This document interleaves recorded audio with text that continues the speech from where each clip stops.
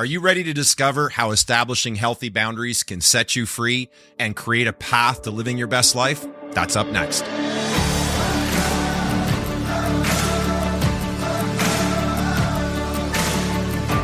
Hi, and welcome to the Living Richly podcast. We're talking boundaries today. Yes. If you were with us last week, we were talking about saying no, and in a way, this really flows out of that conversation, but in many ways, it's also very different. We're going to be looking at the kind of boundaries that we need to set for ourselves to establish in all kinds of different places, and we're real excited to be able to dive into that. It's so good to be with all of you guys again today, and show of hands, who struggles sometimes with setting boundaries?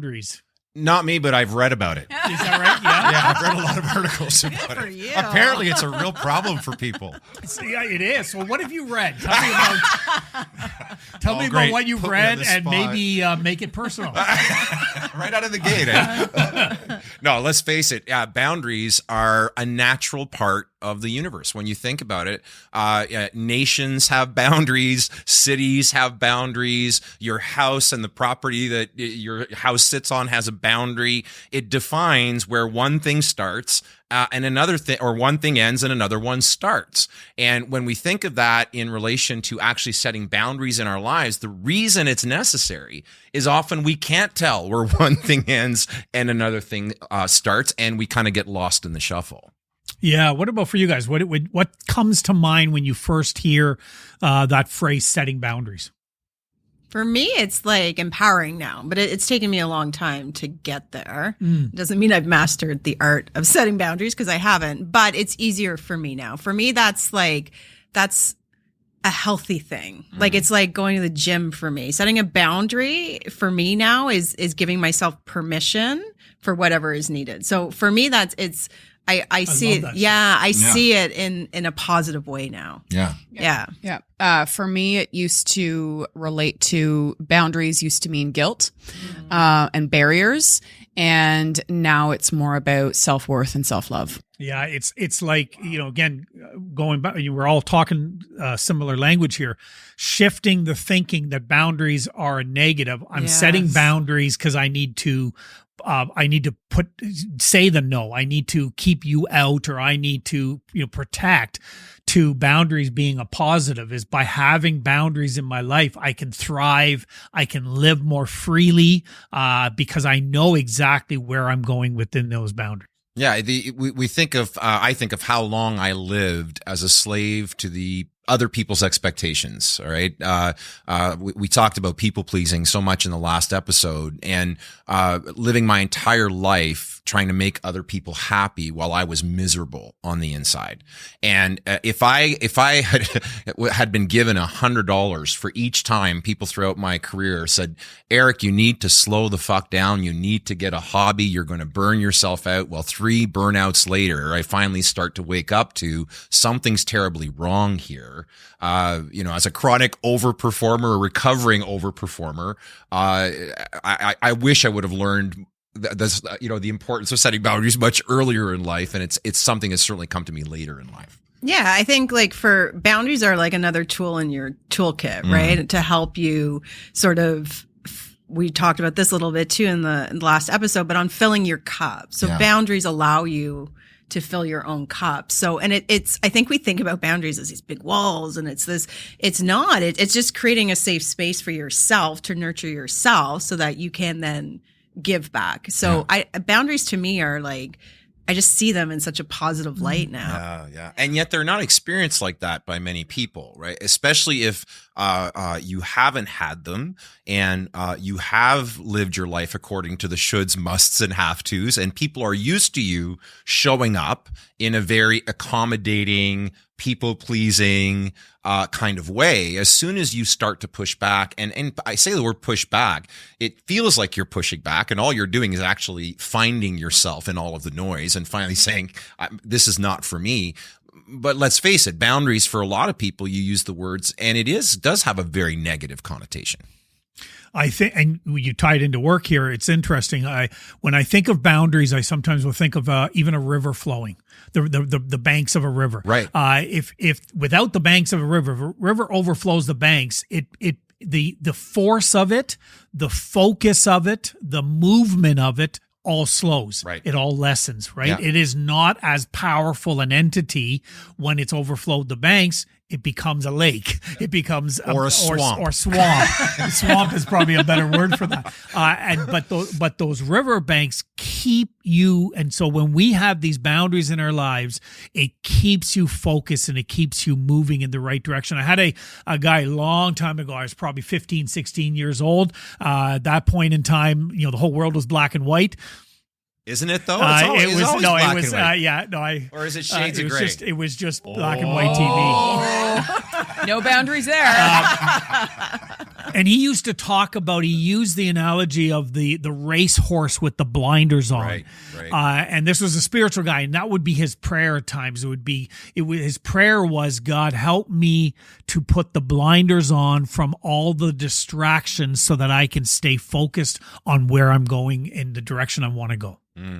Yeah, that's a great illustration, because there is so much noise. There is so much, I think years ago it was 3M, the makers of the Post-it note, inventors of the Post-it note, who wrote that the average, at the time, it's probably far worse now, higher. But at the time, that the average person is exposed to like 3,500 advertising messages every single day. And I would have to think that is skyrocketed.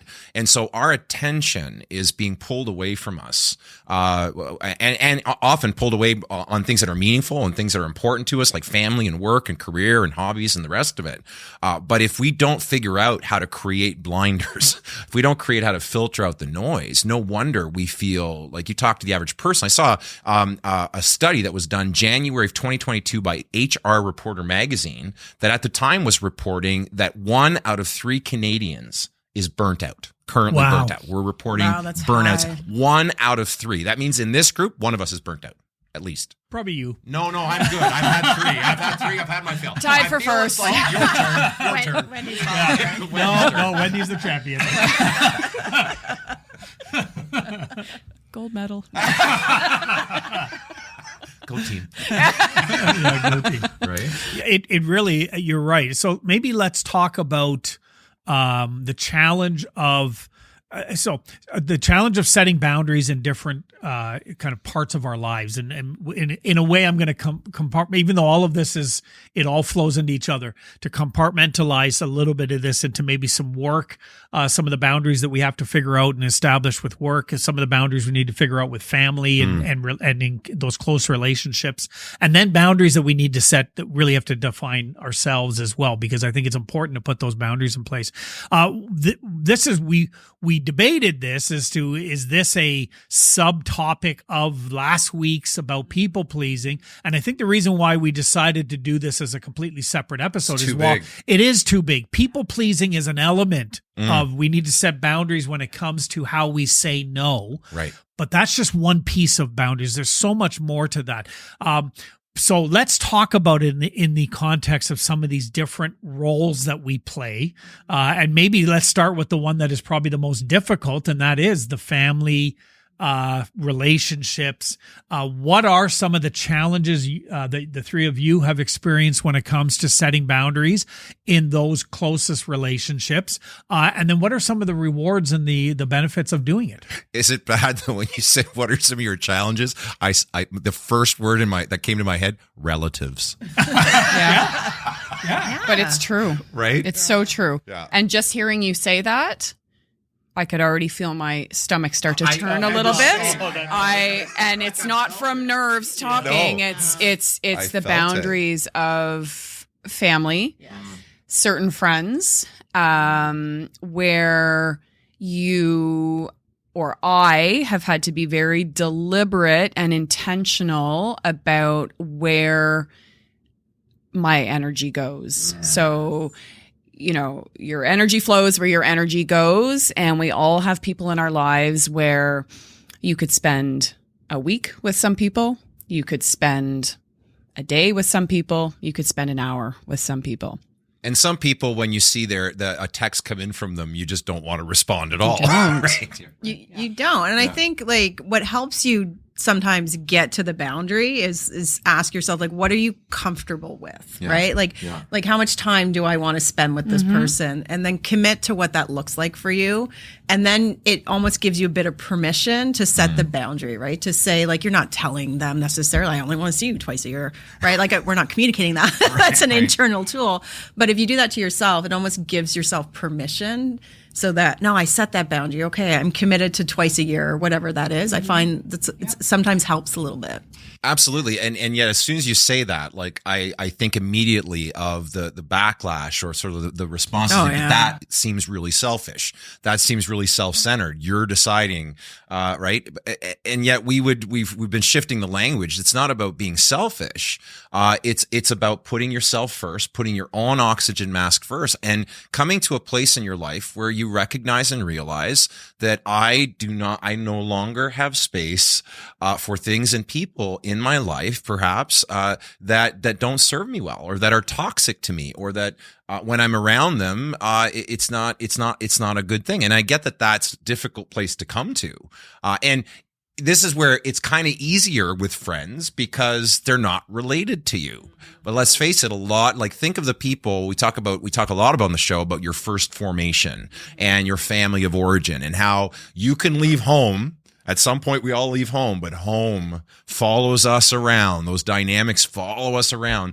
And it's amazing. I know for me, in certain contexts, work contexts, certain relational contexts, I can feel like myself. I can feel very comfortable, very, very much at ease. And then a certain person walks in the room, or I'm in their presence, and everything begins to shift, right? It really is a challenge. You did something a number of months ago now that was so impressive to me. I so respected and admired. Steve, you might have to edit this out. Right. I don't know what's about to come. Anything can be fixed in post-production. I so respected and admitted to. I just really admired you on this. And now we're talking about something I trying to pretend that there was an edit, there was a cut. That was a dad joke. That was it didn't really work well. Thank you both. Back to me being clever with this. You had a conversation with someone the conversation was around the amount of interaction that you were having with them, and it was just I was so impressed as I was hearing you say to the individual, I've had to set boundaries around the amount of time that we spend together and the context of what those conversations are. And that's just simply the season that I'm in right now. I'm not saying that's going to be the way it is forever, but that's the season I'm in right now. I know that might upset you. I know that might bother you. I need to do this for my own well-being, and it's a choice I've made. And to hear you have that conversation, again, hearing your side of that conversation as you chatted with the person, I was so impressed because so few people are willing to state it that clearly. In this case, it needed to be stated that clearly, but to state that clearly. And now the way that relationship is being, the development of it is, you're starting to see it really start to play out in a much different way because you were willing to make that statement. And I think that's such a healthy thing for us to get to in relationships. Mm-hmm. I will give some context though around that, because I remember that conversation and it was really fucking hard. It was really hard, and my voice was shaking, and we all know just that feeling of and I think that's why so many people don't set boundaries, is again because it's hard. But I think it's been very eye-opening in certain aspects in my life when I really start to take a look at if people are upset with the boundaries that you are placing, that is validation that the boundary needs to be there to begin with. Right. Yeah. Right. Right. And I think it's normal where there hasn't been a boundary, and then you set one and have to set one for all kinds of reasons. And we'll explore that. But for a valid reason, you establish a boundary. I think it's normal, even for your people at first, to be like, what's this about? Yeah.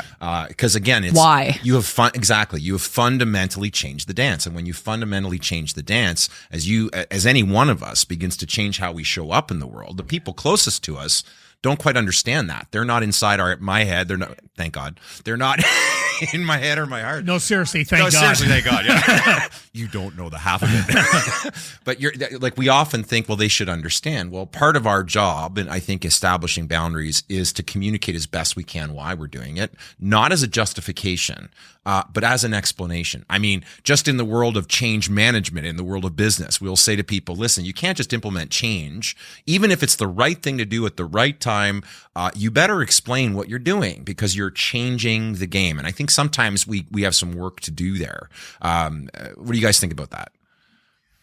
Yeah, I think it's absolutely. I think that is the critical way to do it. Now, the other thing you can do is just have a family like mine. We don't talk and we're not close. And so I don't need to set any boundaries because I don't see any of them or talk to any of them, right? It's, nice. No, I'm just kidding. No, I'm not kidding, but I am.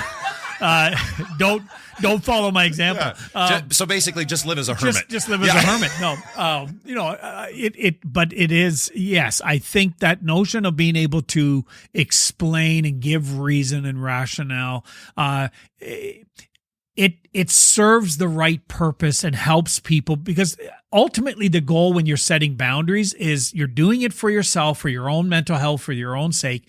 Hopefully, though, you're also, if it's a relationship, a family dynamic, or a close friend or a relation, hopefully the another goal out of it, or another outcome potential out of it, is a healing of the relationship. Right. Right. So, and that's where I get to, even with the conversation that you had recently.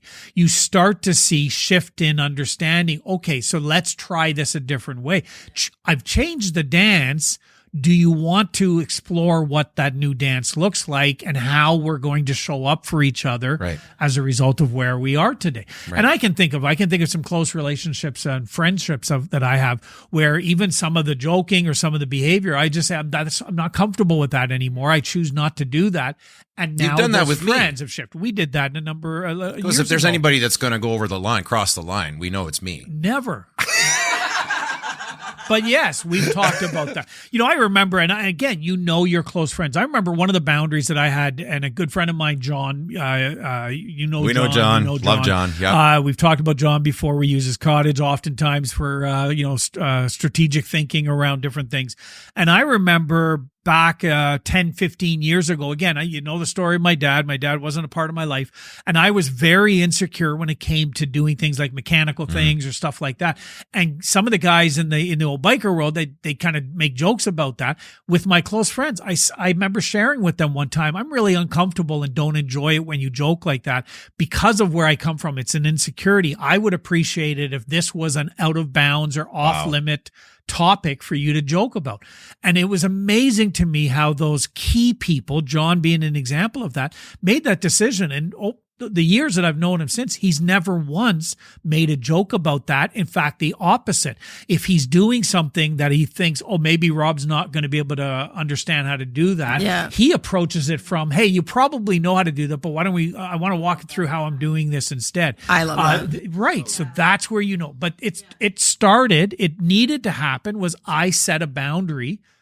The right people in your community embrace the boundary. Yeah, and the boundary is for you. Yeah. It's not for everyone else, right? It's for you because something needs to change. Something needs to get better. Something's not working for you. You know it's off. And it is for you. And you're not responsible for their reaction.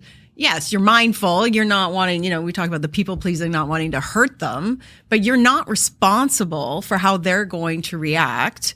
It's not your responsibility. And when you can separate those slowly over time and you just own your part and you're not responsible for that, it's so freeing when you can walk away and kind of go like, oh, wow. So good. And Rob, the story you told, with John and telling the guys, listen, I really appreciate it. This was off limits.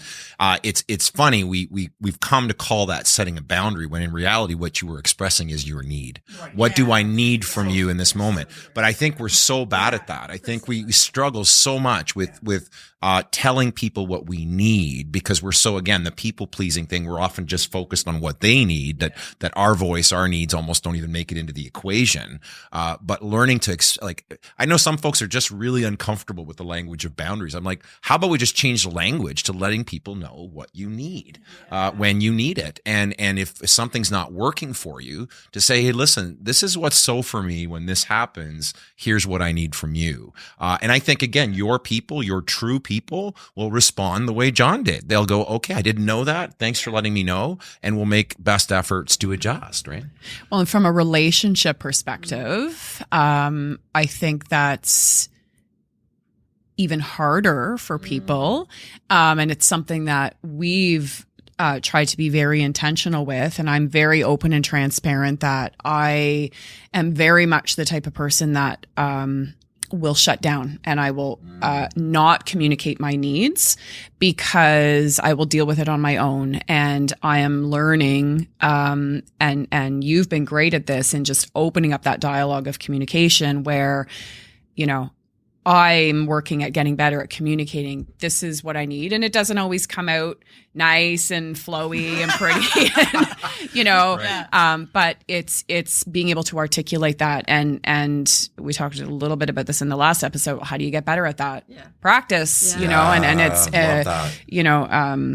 just working at it and continuing to practice it. And and you don't in those moments too, you don't always know what you need. There's times where I'm just cause I'm very similar in that way. So for me, I shut down and I cocoon, and that's I deal with everything in my own. I'm good.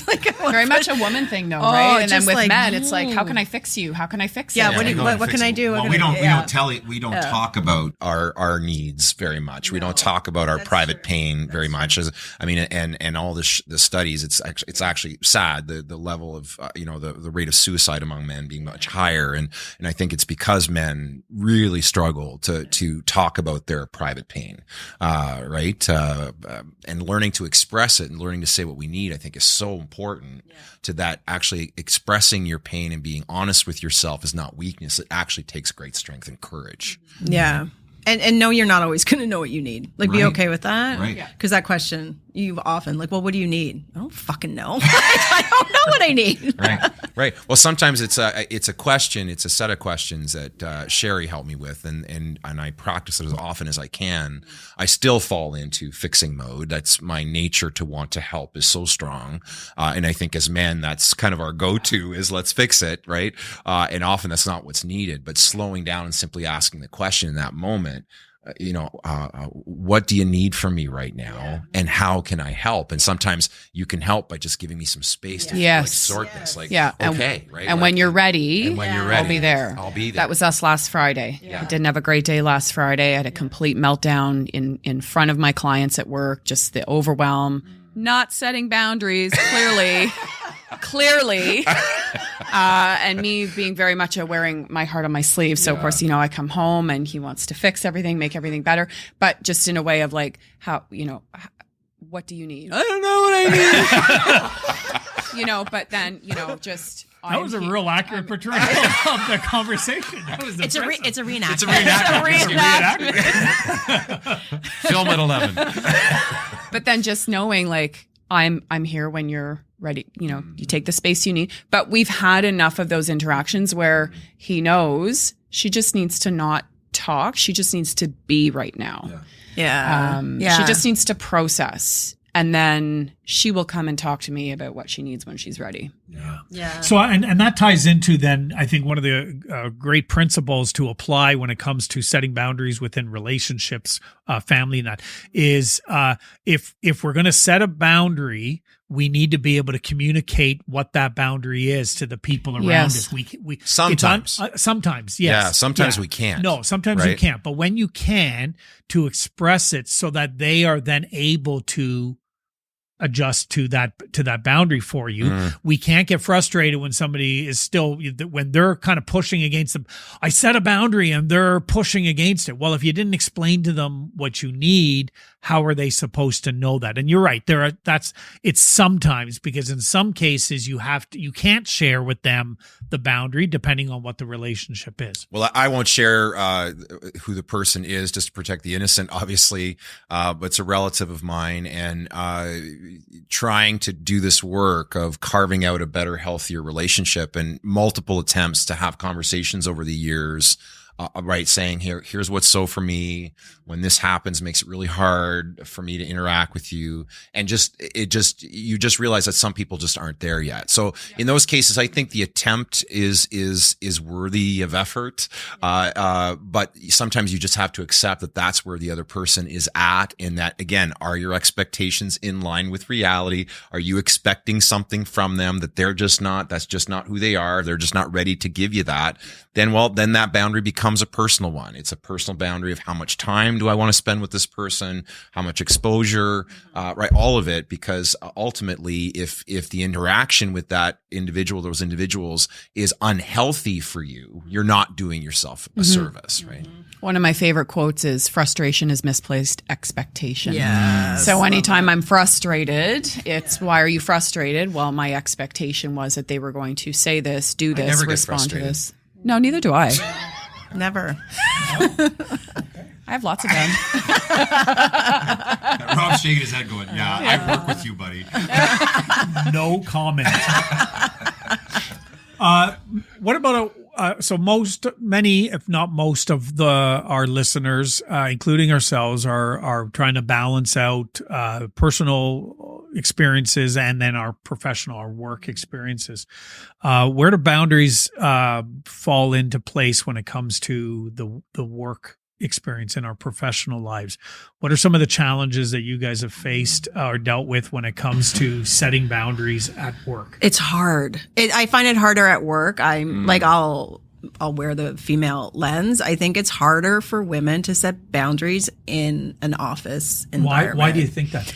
Well, I think it's the same reason women don't ask for raises. I think it's women don't ask for what they want, so they don't tend. It's why men get more promotions. It's why we have the pay gap, because women aren't sort of inherently sort of been taught to be assertive, right? Right. And so we are more passive. You said it in the last episode, and when you do find your voice and are assertive. Woo! I'm not going to say the word, but you use the word. I'm not going to use the word, but you're perceived a certain way. Bitchy, harsh. Bitchy. Yeah. Yep. So if let's does say she think she is? Yeah. Right. Let's say we were in the work and you're a male and you say to your boss, okay, I have to go pick my kids up from camp at 4:30. That's a boundary, right? Yeah. You could call it a need, but it's a bit of a boundary. Right. And everyone's like, oh, that's great.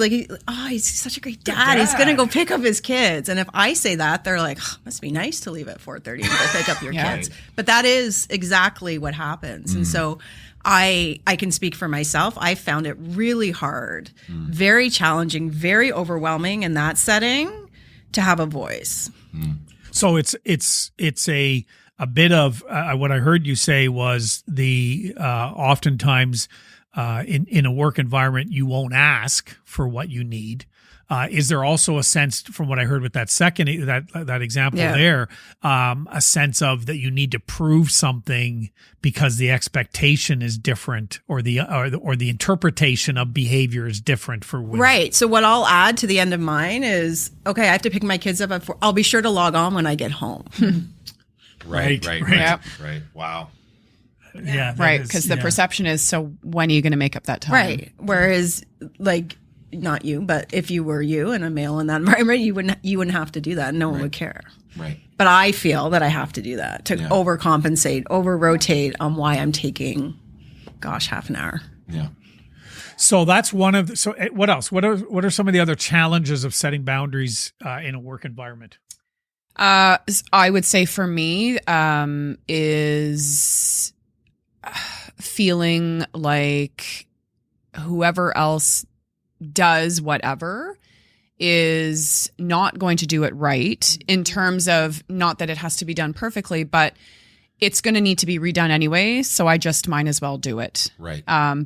But then I'm creating that culture and I'm creating those expectations that, well, now we're not going to do anything because Wendy will do it. Right. Wendy will take care of it. Right. Wendy will be available all the time. And so it's challenging to set boundaries. And because I work in different shifts where I'm not like a typical 8 to 5, it's learning to create those boundaries around purposely having my phone off, purposely putting it in another room so I'm not getting distracted by, and letting people figure it out for themselves. And being okay if it's not done right, it's not done right. And lowering my expectations from it has to be done amazing to this is good enough. Right. Oh, see, I had a client tell me recently, he's like me, recovering overperformer, very successful executive director for a large Canadian organization. And through our series of conversations that we were having together, I'm his coach. And so we talk like a couple times a month.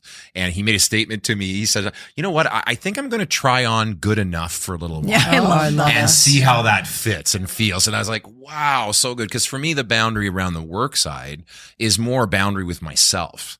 As a recovering overperformer who struggles to know when to turn it off. I get wired about something. I get passionate about something. My passion is great fuel on many fronts. But the problem is I just don't have an off button, or I struggle with the off button. And I've made tremendous strides there, but I have to check in with myself. You know this. I have to check in with myself regularly to say, whoa, easy there.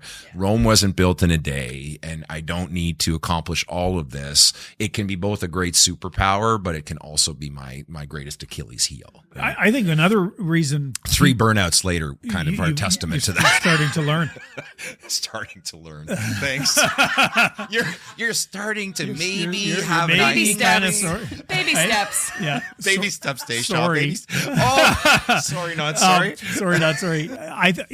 For a lot of people, the reason they don't set boundaries at work is because they don't want to be forgotten. They're worried that if I don't step up, I'm going to sacrifice personal time. I'm going to sacrifice family time. I'm going to sacrifice whatever. I'm going to say yes to whatever the boss asks or everything, because if I don't do it, somebody else will step in and do it. And then they're going to be the star. They're going to get the promotion, whatever.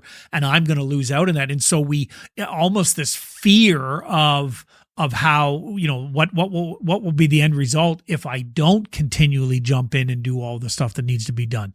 That's I know that's a fear that many have. I've had it in the past in different environments, and it's something that people would struggle with as well. Yeah. I think we forget how easily we can be replaced.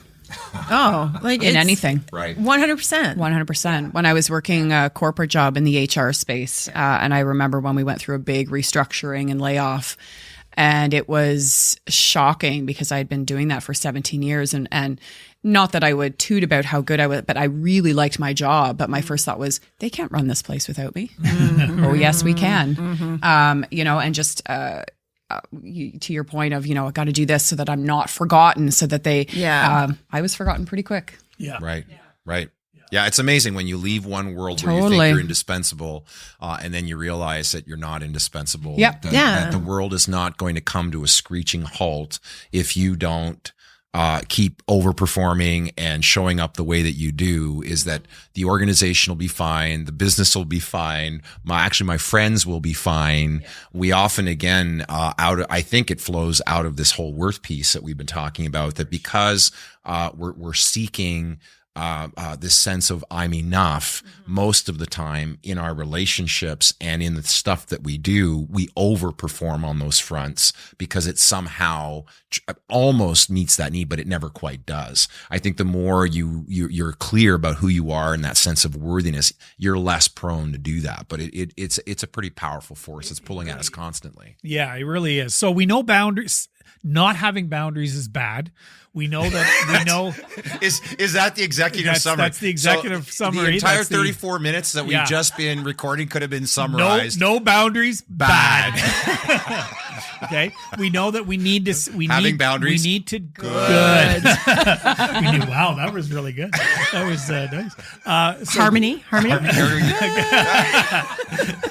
So we know it needs to happen. What are some easy, or maybe not easy, but first steps somebody's ready. I'm ready. I'm going to start to set boundaries.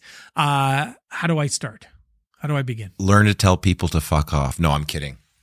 But Well, it's a little bit like, be careful where you give your fucks, a little bit. right. Yeah, that's so good. You only where have are you so giving many your fucks to energy? give. Yeah. Only so many. Yeah. And for me, it's like, I think the first place, I mean, I was trying to be funny there, but It was really funny. but I think we talk about in the Living Richly model, the quadrant model, about one, getting clear about who you are, what matters to you, what makes you happy. I think we often struggle with boundaries. Like I use the illustration at the beginning of the show of boundaries, like countries have boundaries. You know where Canada and the US, like they're distinct. Why? Because there's a boundary. We know where Ottawa is on a map because why? It has a physical boundary. It's not a wall or anything, but we know on a map I can tell, am I in that territory or not? And I think most of us struggle, a lot of folks struggle with boundaries because they don't know. They haven't defined for themselves what is important to me, what really matters to me. And so we're living again, according to other people's expectations, other people's shoulds, musts, and have tos. And that is the worst job in the world, is to be an actor in a story that's not of your own making. You're just an extra in somebody else's story as opposed to being the creator of your own. Right. So I would say start with figuring out who you are, what matters to you, and go back to some of our earlier episodes. We talk a lot about that. We do. Yeah. What about for you, the two of you? What would you say is steps? For me, it's like pay attention to when you're uncomfortable. So get present, right? Being present, like you know when you need to set a boundary, like intuitively, so you feel it in your body. Like you just know it's not right. Like the boundary you just needed to, like you knew I needed to do it, but get present to it. And if you start feeling really, you're off, you're uncomfortable, there's a likelihood that there's a boundary that you need to set. You might not get there, but just start getting present to how you're feeling in those moments. It's so powerful, but we often not only ignore those sensations, those feelings, those thoughts in those moments, we actually often work to silence them, and because we almost think it's wrong to feel that way, or distract, or numb. Yeah, exactly. Right. Yeah. What about for you? I don't have anything intelligent to add because you basically covered, Ditto. Yes, I agree. That is I think starting small, as silly as that sounds, I'm trying to think of an example off the top of my head, but I find a lot of times we go all in, got to change everything in our life. And, it's like trying a new, I see it all the time, in the fitness space, I'm going to come 6 days a week. And then, we just go balls to the wall and all in. And then we go through burnout, and then we go through it's too much, too fast, too soon. So I would say figure out by starting off with really, really small, basic things that you are struggling with, or that you feel like that knot in your stomach, paying attention to how you feel. And I think that's so good that you brought that up, because we are masters at pushing stuff off to the side. So starting with that. And I think recognizing that you don't need to do it by yourself. Right. So do you have a friend, a partner? And if you don't have those kinds of people, finding something that can help you map it out, because it can be super overwhelming. And we all know overwhelmed people do nothing. Right. You freeze. You totally do. It's the faint or fawn response. We talk about fight or flight, but there's one of them is basically you just kind of crumble. You just don't do anything. I think one of the greatest exercises I came across, you talk about paying attention to those feelings when you're uncomfortable. Another way to approach it is, to answer the question, where do I need boundaries most in my life? I think it's, we do this in business all the time. What are all the pains in your business or your organization? Okay, let's list them. Now, which ones are the most important or the highest leverage ones? And I think approaching your life from a perspective of what are all the things that are frustrating me currently. I remember doing this exercise not that long ago where I was deeply frustrated about some things, and being able to just write them all down and then say, okay, what are my top three? What are the things that are eating away at me more than anything else? They're stealing my energy. They're consuming bandwidth internally in my heart and my mind. And then writing them out, and then coming up with at least 6 strategies for each of those top top 3. And I got this from John DeMartini in his book, The Values Factor. As an exercise he talks about, we'll put that in the show notes because it's a great book. He talks about values, but he talks about all kinds of other really useful stuff. But this whole exercise of come up with 6 strategies. You may not even do any of them, but just the act of identifying, you got to name it to tame it, right? I love that. The act of actually are getting clear on what are the things that are driving me crazy, and then what are some steps I might take on each of these fronts. All of a sudden you realize you're not as stuck as you think you are. You're never as stuck as you think you are. I think it's a good way to approach it. I love that. It's the planning stage, right? It's being deliberate with how you're going to go about doing it. It's one thing to say, I would like to set boundaries, or I'm going to set boundaries, and then not have a plan. Right. With almost anything, you talked about working out a moment ago. With about anything, if you're going to be successful at it, you need a plan, a strategy. You want to walk through when you're not in the moment. Plan out, how am I going to address that? How am I going to respond to that? What am I going to say when somebody pushes back against the boundary? Right. What are some of the things that I prepare? And maybe let me ask you that, because it fits into this, is what do you say when somebody challenges the boundary that you've set? How do you respond to that individual? I'm sorry. You need to listen to the last episode, and you'll go back. Did I blow it? That was No, it was great. I love that you mentioned though writing down, because so good. when I'm working with people, and we mentioned the word journaling, a lot of people are like, "Oh, that's weird." Keep it in a diary. Right. I don't know what to. Dear I don't diary. know. And make sure you have a padlock. Dear on that diary. shit, right? It's not enough pages for what I need to say. But a lot of people are just like, but I don't know what to write. I don't know what, What's on your journaling mind? is weird. So I think that's a great tool though, in terms of like, write down all the things that are frustrating you, and then writing down what you can control, what you can't control, and then having, It's huge. Huge. I just did that. I had something came up, and I wrote down Pretty significant. and I was really struggling with it. And so I just, like, in between meetings, it just flowed out of me, and I wrote it all down. And I'm like, okay, what am I feeling? Okay. Oh, that's interesting. Okay. Oh, what's that about? Oh, it's really about this. Okay. And then I just kept going. And even just writing that down without even getting to like strategies, just writing it all out was like, oh, I'm feeling all of this, right? It comes up as I'm pissed, right? But like pissed is all of this. But that visual, writing it down is so memorable. It was so helpful. What's the cliche? Until it passes through the lips or the fingertips, it's not clear. The act of talking to a trusted person, talking through what is going on inside, or the act of reflective writing is, I call it, like, it's just what's on my mind, what's going on in my inner life, and writing that out. The imagery is, we've all seen those, someone takes like thousands of rubber bands and they make a ball out of it, right? And it becomes this big thing. Where does one start and the other one stop? You talk about not knowing, like, Jesus, like, how would you take that thing apart? I have no idea. That's how our feelings and thoughts can become internally, and it's heavy and it's weighty, and they all blending into each other. The act of reflecting on it and getting present to what is actually bothering me, how am I feeling? Yeah. And listen, going past the anger, because anger often, it's a very common emotion, and it's okay to be angry, right? But anger is often the surface emotion. Underneath it, it's probably hurt or betrayal or disappointment or something else. And when you can dig down in there, you're going to find what really matters to me, and how do I need to get into action around it, right? You're going to discover that. So I think like so many other things we've talked about on this show, without some reflective practice, you're going to have a really hard time building your best life. Well, when you think about living richly, this is the kind of stuff that we do with people to help them peel back the layers on, where do I start? I don't know what to write down. It's too overwhelming. So helping people break it down is something that we help people with. Right. All right. You all avoided my question. What was it? Obviously, wasn't that great of a question. It was Sorry. a brilliant question. Sorry. I'm so sorry. There we go. 3 sorries. The question was, how do you respond when somebody pushes? Right, when somebody pushes, you did say they're that. Pushing back on your boundary. And I'm pushing back on your question. It's a great question. So it's a great question. Because this is something we were going to face this all the time. So I have to leave at 4:30 to pick up my kids. I'm setting a boundary. No, you can't.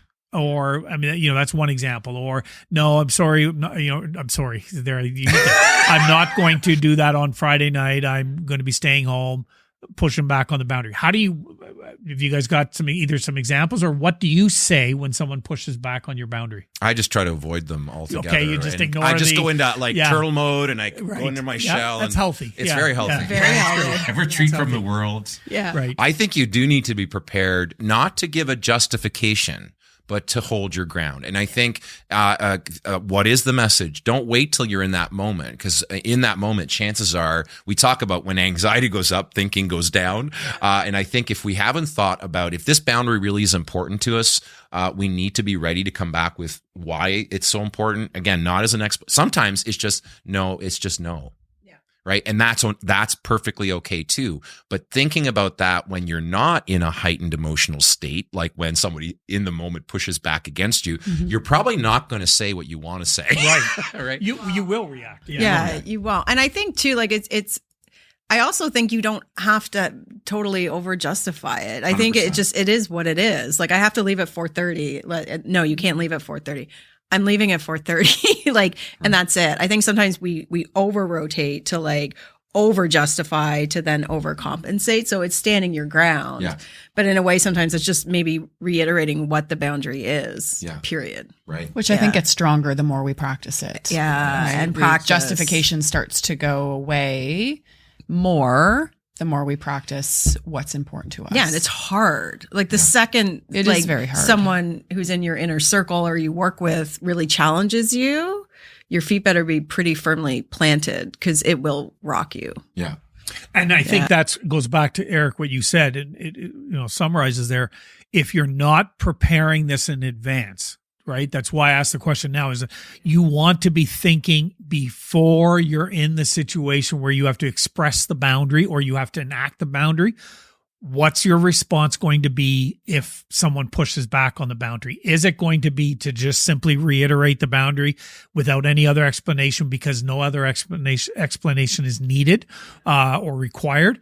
Or is it, do I have a clear explanation to help them understand my reasoning for why I'm doing it to be able to alleviate that conflict that might happen? Totally. But having that plan in advance is going to set you up for the success that you need in the moment, or else you will likely cave or react. Right. And let's face it, none of us are going to do this perfectly. No. Perfection is never the goal. So yeah, you may screw up, you may overreact, you may respond in a way that afterwards you've got to go back and do some repair. That might be sorry worthy, right? And you may have to go re-explain yourself. But every time we stand up for ourselves, every time we recognize that this matters to me, and that means no, or not yet, or later, or whatever the case may be, every time we do that, we become more self-defined. And remember, it's not about becoming so self-defined that we no longer can connect with other people. Right. The definition we use, right, I learned it from Jim Harrington, is this, and from family systems theory, is the actual definition of maturity is the ability to be self-defined and remain connected. That doesn't mean remain connected to everyone, but you maintain the ability to maintain healthy relationships, right? Listen, we're coming up about the end of the show. Final words, not forever, because you guys are going to be back. Actually, looking forward to future episodes where we're going to get to hear your stories. And then I think we're getting kicked off the show. I think there's going to be an episode Wendy and I we're taking over. They're taking over. Just so we're clear, this was always the plan. From day one. So good. No, but there's going to be episodes where it's just the two of you. It's so exciting to watch how the podcast is evolving. And but for our listeners today who are listening in on this subject of setting boundaries, and perhaps they are not self-defined enough and are struggling to know where one thing ends and the other thing starts, what would be your final word of encouragement to them for today?